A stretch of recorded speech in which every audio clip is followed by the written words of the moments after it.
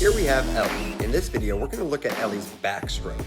Now, there are moments in her backstroke where she looks like she'll stop completely and restart. The reason she's doing that is because of her kick. She has a scissor kick going on, which causes her body to become unbalanced, and therefore she needs to rebalance herself.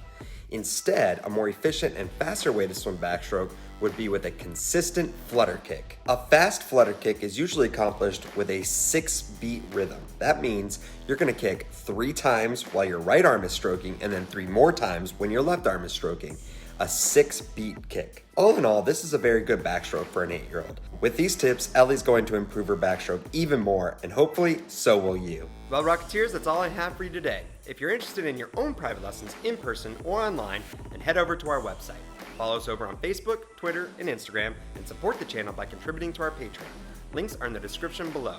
We give out a t-shirt on each platform every month. If you found this video helpful, splash that like button and subscribe to the channel. If you want to be the first to see these videos as soon as they're published, then turn on the bell notifications. If you practice it, let us know how it goes in the comments. We'll respond to everyone. With that being said, I hope you enjoyed this video. Now get ready to rock it.